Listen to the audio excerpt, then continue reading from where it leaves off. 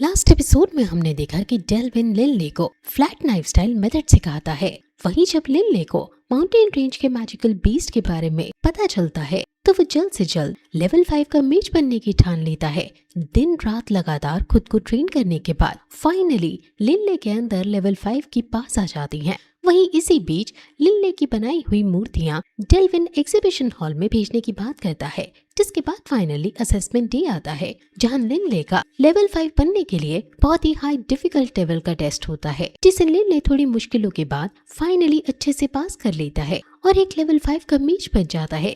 जिसके बाद लिनले अपने दोस्त येल जॉर्ज और रेनो को बुलाकर तुरंत उसी रात माउंटेन रेंज के लिए निकलता है। लेकिन जाने से पहले डेलिया लिनले को एक एकेडमी बैच देती है, जिसकी मदद से लिनले दोस्त और दुश्मन का फर्क कर सकता है। जिसके बाद हम देखते हैं कि लिनले बड़ी ही तेजी से पीपी को साथ लेकर माउंटेन रेंज की तरफ भाग रहा है। भागते भागते लिनले फिर एक पहाड़ी पर जाकर रुक जाता है, जहां डेल्विन लिनले को आगे यहाँ से शुरू होने वाले खतरे के लिए वार्न करता है और तभी लिनले के ऊपर एक आदमी अटैक कर देता है। लेकिन लिनले अपने प्रेजेंस ऑफ माइंड से सही समय पर ग्रेविटी टेक्निक यूज कर अटैकर को हरा देता है। तभी एक दूसरा अटैकर लिनले पर अटैक करता है, उसको भी लिनले अपने विंड ब्लेड से गिरा देता है। जिसके बाद 3 और अटैकर्स लिनले के सामने आकर खड़े हो जाते हैं। लिनले उन पर अटैक करने ही वाला होता है कि तभी उनमें से एक अटैकर लिनले को पहचान लेता है और लिनले का नाम पुकारता है, जिसे सुन लिनले भी 1 मिनट के लिए हैरान हो जाता है।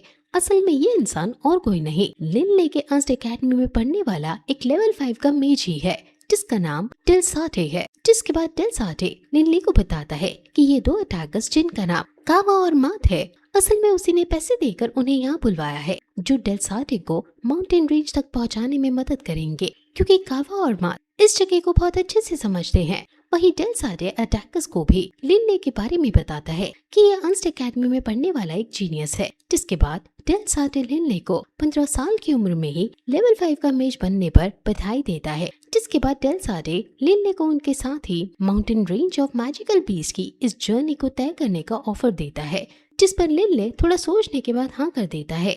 जिसके बाद डेलसाटे और लिनले साथ में कावा और मात के माउंटेन रेंज की तरफ चलने लगते हैं।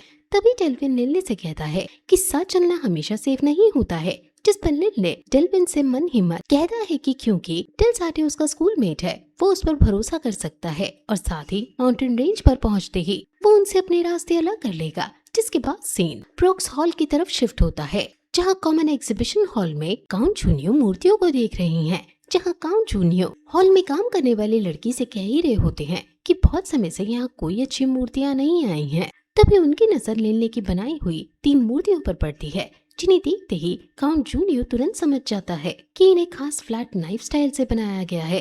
काउंट जूनियो उन मूर्तियों को देखकर बहुत ज्यादा इम्प्रेस हो जाता है और उन तीनों मूर्तियों के लिए 100 गोल्ड कॉइन्स ऑफर कर देता है। लेकिन तभी काउंट जूनियो को पता चलता है कि ऑक्शन अभी भी 2 हफ्तों के लिए चालू है। जिसके बाद काउंट अभी मूर्तियां लेने से मना कर देता है। जिसके बाद हम देखते हैं लिनले को, जिसे अभी अभी आधा दिन और लगेगा माउंटेन रेंज पहुंचने में। तभी डेलसाटे लिनले से लेवल 5 पर पहुंचते ही mountain range of magical beast आने का कारण पूछता है, जिस पर लिनले उसे बताता है कि इंसान ट्रेनिंग से कई ज्यादा असली मैदान में सीखता है। लेकिन डेलसाटे को लगता है कि लिनले यहाँ मैजिकल बीस्ट कोर्स को बेचकर जो गोल्ड कॉइन्स मिलते हैं उसके लिए आया है। लेकिन लिनले डेलसाटे को बताता है कि लेवल 5 के मैजिकल बीस्ट कोर से बहुत कम गोल्ड कॉइन्स मिलते हैं और वो उनके लिए नहीं आया है। वहीं डेल्विन भी लिनले को बताता है कि इससे ज्यादा गोल्ड कॉइन्स तो लिनले की बनाई हुई मूर्तियों को बेचकर ही मिल जाएंगे। जिसके बाद डेलसाटे लिनले को अपने ख्याली पुलाव बताने लगता है कि क्या पता अगर हमें यहीं कोई लेवल 6 का मैजिकल बीस्ट मिल जाए,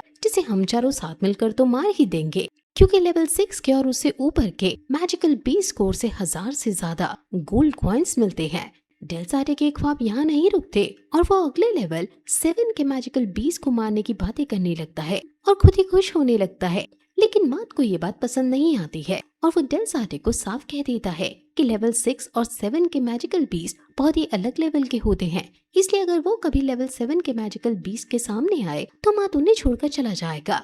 कावा भी मात की बातों से सहमति दिखाता है। इसके बाद भी डेलसाटे अपने ख्याली पुलाव पकाना नहीं छोड़ता है और लेवल 7 के मैजिकल बीस्ट वेलोसी ड्रैगन को मारने की बातें करने लगता है। डेल साटे वेलोसी ड्रैगन को मारने की बात कर ही रहा होता है कि तभी अचानक से एक तीर बड़ी तेजी से लिनले के बिल्कुल पास से होता हुआ सीधा डेल साटे के शरीर से आर पार हो जाता है। लिनले तुरंत डेल साटे को लेकर एक पत्थर के पीछे छुप जाता है। कावा और मात भी अपनी जान बचाकर छुप जाते हैं, जिसके बाद बहुत से अटैकर्स वहां जाते हैं और लिनले और उसके साथियों को ढूंढने लगते हैं। ये अटैकर्स यहाँ असल में लिनले और उसके साथियों से बस उनका सामान लेने आए हैं। अटैकर्स कहते हैं कि तुम अपना सभी कीमती सामान हमें दे दो और हम तुम्हें जाने देंगे। तभी डेल्विन लिनले को बेफालतू में अपनी जान को जोखिम में न डालने की सलाह देता है। डेल्विन लिनले को बताता है कि डेल साटे वैसे भी मर चुका है। साथ ही कहता है कि जो तीर तुम्हारे पास से निकला था उसमें खास तरह की हे स्पेल का इस्तेमाल किया गया था। जिसके बाद वो एरो चलाने वाला इंसान कोई आम इंसान नहीं बल्कि एक लेवल 5 का मेज है जिसके पास विंड एलिमेंट है। वहीं अब जो अटैकर्स बाहर निकल कर आए हैं ये बस लुटेरे हैं। इसी के साथ डेल्विन लिनले से ये भी कहता है कि बेशक लिनले भी एक लेवल 5 का मेज है, लेकिन उस अटैकर मेज में और लिनले में जमीन आसमान का अंतर है, क्योंकि वो अटैकर मेज एक बहुत ही पावरफुल और बहुत ही ज्यादा एक्सपीरियंस्ड है। जिसके बाद डेल्विन लिनले को यहाँ से जल्द भागने के लिए कहता है। जिसके बाद लिनले डेल साटे को जमीन पर लेटाकर कावा की तरफ इशारा करता है। जिसके बाद कावा आगे आकर लुटेरों के आगे लड़ने के लिए खड़ा हो जाता है। तभी लिनले भी बाहर आकर कावा के साथ लुटेरों का सामना करता है। जिसके बाद अटैकर मेज वापस से छुपकर अपने तीर को हेज स्पेल के साथ चलाता है, जिससे कावा की भी मौके पर मौत हो जाती है। जिसे देख मात और लिनले वापस से जाकर छुप जाते हैं कि उसके और अटैकर मेज के पास में बहुत गैप है। वहीं मात भी मौका देखते ही वहाँ से भाग जाता है। जिसके बाद सीन वापस से प्रॉक्स हॉल में आता है, जहाँ काउंट जिनियो अगले दिन अपनी मूर्तियों पर 300 गोल्ड कॉइन्स का रेट देकर हैरान रह जाता है, जो कि डेमो ने लगाई हैं। तभी डेमो वहाँ आ जाता है, जिसे देख काउंट जूनियो उन मूर्तियों को जानबूझकर बेकार बताने लगते हैं। साथ ही डेमो के सामने दूसरी मूर्तियों की ज्यादा तारीफ करते हैं, जिससे डेमो काउंट जेनियो की चुनी हुई मूर्तियों को छोड़कर दूसरी किसी मूर्ति पर अपनी बोली लगा ले। लेकिन डेमो काउंट जूनियो की बात नहीं मानता और उनकी तीनों मूर्तियों का 300 की जगह 1000 गोल्ड कॉइन्स देने की बात कहता है, जिसे सुन काउंट जूनियो बहुत शॉक हो जाता है। जूनियो डेमो को बहुत मस्का लगाने की कोशिश करता है, लेकिन डेमो जूनियो का मन से मजा लेने लगता है। जितना ज्यादा जूनियो से रोकने की कोशिश करता है उतना ही ज्यादा डेमो बोली बढ़ाने लगता है और लास्ट में बढ़ते बढ़ते 1400 गोल्ड कॉइन्स ईच पर रुक जाता है। तभी जूनियो तुरंत 1500 गोल्ड कॉइन्स देने लगता है, जिसे सुन हॉल में खड़े सभी लोग हैरान हो जाते हैं। जिसके बाद डेमो मूर्तियां जूनियो को देकर वहाँ से चला जाता है। वहीं हॉल का मेन मैनेजर आगे आकर खुद जूनियो का कॉन्ट्रैक्ट बनाता है। सभी के जाने के बाद मैनेजर मूर्तियों को बनाने वाले का नाम पूछता है, जहाँ उसे पता चलता है कि ये अंस्ट अकेडमी का एक स्टूडेंट लिनले ने बनाई है। जिसे सुन वो हैरान हो सीधा अंस्ट अकेडमी के लीडर से मिलने चला जाता है और लिनले से मिलने की बात करता है, जहाँ लीडर मैनेजर को बताते हैं कि लिनले इस वक्त स्कूल में नहीं है।